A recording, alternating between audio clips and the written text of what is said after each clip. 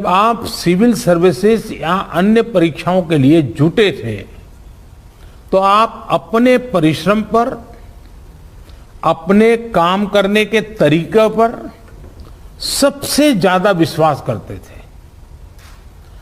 आप जिस भी क्षेत्र में रहे हो वहां की छोटी छोटी बारीकी से परिचित होते हुए आप सोचते थे कि मैं इस दिक्कत को इस तरह दूर करूंगा। आपकी यह सोच आपकी सफलता की सीढ़ी भी बनी। आज परिस्थितियों ने आपको अपनी क्षमताओं की नई तरह से परीक्षा देने का अवसर दिया है। अपने जिले की छोटी से छोटी दिक्कत को दूर करने के लिए पूरी संवेदनशीलता के साथ लोगों की समस्याओं का समाधान करने के लिए आपकी यही भावना काम आ रही है। हां, कोरोना के इस काल ने आपके काम को पहले से कहीं अधिक चैलेंजिंग और डिमांडिंग बना दिया है। महामारी जैसी आपदा के सामने सबसे ज्यादा अहमियत हमारी संवेदनशीलता और हमारे हौसले की ही होती है। इसी भावना से आपको जन जन तक पहुंचकर जैसे काम कर रहे हैं उसको और अधिक ताकत से और अधिक बड़े पैमाने पर करते ही रहना है। साथियों, नए नए चैलेंजेस के बीच हमें नए नए तौर तरीकों और समाधानों की जरूरत होती है और इसलिए ये जरूरी हो जाता है कि हम अपने स्थानीय अनुभवों को साझा करें और एक देश के रूप में मिलकर के हम सब काम करें। अभी 2 दिन पहले ही मेरी अन्य कुछ राज्यों के अधिकारियों से भी मुझे बात करने का मौका मिला था। उस बैठक में अनेक सुझाव, अनेक समाधान अलग अलग जिलों के साथियों की तरफ से आए हैं। आज भी यहां कुछ जिलों के अफसरों ने अपने जिलों की स्थिति और अपनी रणनीति को हम सबके बीच साझा किया है। जब फील्ड पर मौजूद लोगों से बातचीत होती है तो ऐसी अभूतपूर्व परिस्थितियों से निपटने में बहुत अधिक मदद मिलती है। बीते कुछ समय में ऐसे अनेक सुझाव मिले हैं। अनेक जिलों में परिस्थिति के अनुसार कई इनोवेटिव तरीकों की भी जानकारी आप लोगों से मिली है। गांवों में कोरोना टेस्ट की सुविधा अधिक से अधिक लोगों तक पहुंचाने के लिए मोबाइल वैन का तरीका कई लोगों ने अपनाया है। स्कूलों, पंचायत भवनों को कोविड केयर सेंटर्स में परिवर्तित करने का कुछ लोगों ने इनिशिएटिव लिया है। आप लोग खुद गांव-गांव जाते हैं, वहां की व्यवस्थाओं की निगरानी करते हैं, आप ग्रामीणों से बात करते हैं, तो इससे जो वहां का सामान्य नागरिक है या वहां के गांव के जो एक प्रकार से लीडर लोग हैं, 5 होते हैं, 10 होते हैं, 15 होते हैं, अलग अलग क्षेत्र के होते हैं, उनको जब शंकाओं का समाधान होता है और डायरेक्टली आपके साथ जुड़ते हैं तो उनका आत्मविश्वास अनेक गुना बढ़ जाता है। सारी आशंकाएं एक प्रकार से आत्मविश्वास में बदल जाती है। आपकी मौजूदगी से, आपके संवाद से गांव में ये डर निकल जाता है कि कुछ हो गया तो हम कहां जाएंगे, हमारा क्या होगा। आपको देखते ही तो सारा मन उसका बदल जाता है। इससे लोगों में साहस के साथ ही अपने गांव को बचाने की जागरूकता भी बढ़ती है। और मेरा आग्रह है, हमें गांव-गांव यही संदेश पक्का करना है कि हमें अपने गांव को कोरोना से मुक्त रखना है और लंबे अरसे तक जागरूकता से प्रयास करना है।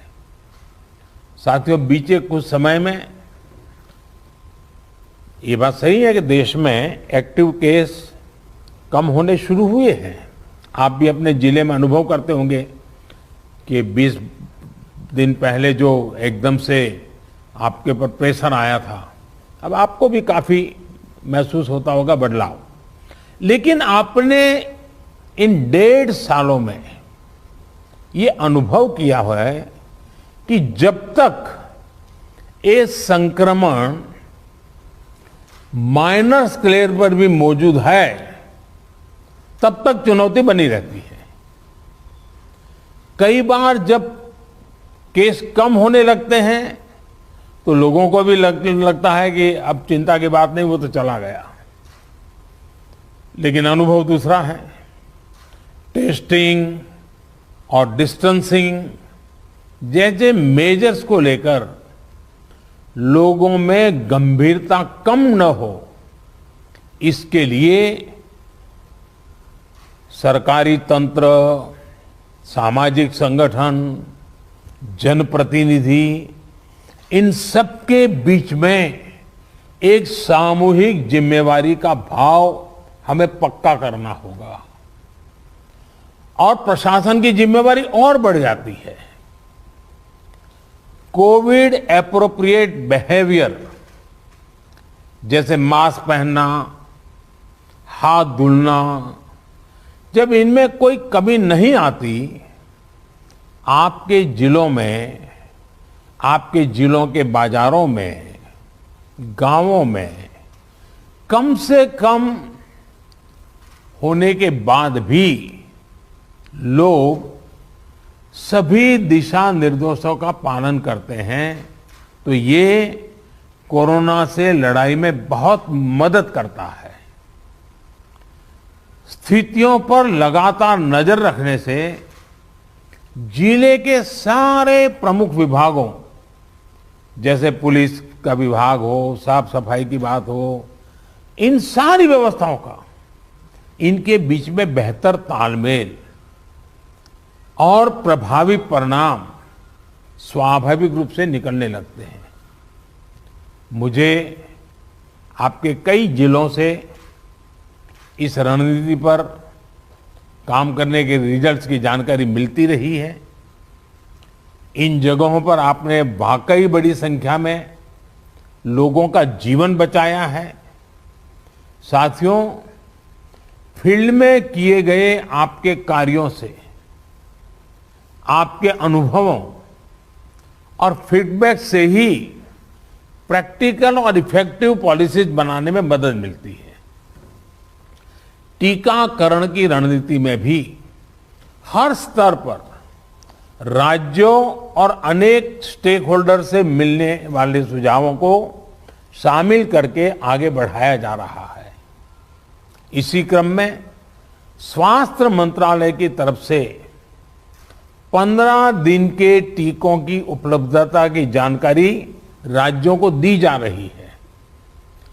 वैक्सीन सप्लाई टाइमलाइन की स्पष्टता होने से टीकाकरण से जुड़े मैनेजमेंट में आप सभी को और आसानी होने वाली है। मुझे विश्वास है कि हर जिले और वैक्सीनेशन सेंटर के स्तर पर सप्लाई और सुदृढ़ होगी। इससे टीकाकरण से जुड़ी अनिश्चितताओं को दूर करने में, पूरी प्रक्रिया को स्ट्रीमलाइन करने में बहुत मदद मिलेगी। वैक्सीनेशन का जो प्लान है, जो कैलेंडर है, उनको हम नियमित रूप से अलग अलग मीडिया प्लेटफॉर्म पर अधिक से अधिक साझा करेंगे तो लोगों को कम से कम परेशानी होगी। साथियों, पिछली महामारी हो या फिर ये समय, हर महामारी ने हमें एक बात सिखाई है।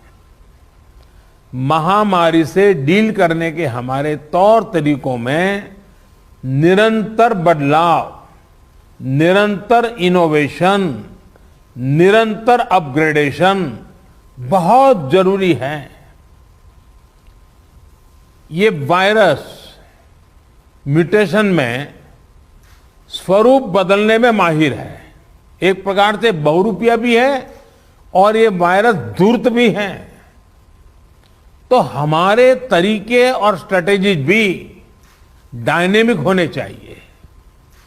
साइंटिफिक लेवल पर हमारे वैज्ञानिक वायरस के बदलते स्वरूपों से निपटने के लिए दिन रात काम कर ही रहे हैं। वैक्सीन बनाने से लेकर एसओपीज और नई ड्रग्स बनाने तक लगातार काम हो रहा है। जब हमारी एडमिनिस्ट्रेटिव अप्रोच भी इतनी ही इनोवेटिव और डायनेमिक रहती है तो हमें असाधारण परिणाम मिलते हैं। आपके जिले की चुनौतियां यूनिक होगी, इसलिए आपके समाधान भी उतने ही यूनिक होने चाहिए। एक विषय वैक्सीन वेस्टेज का भी है।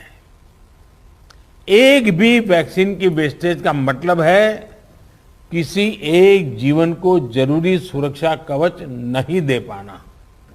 इसलिए वैक्सीन वेस्टेज रोकना बहुत जरूरी है।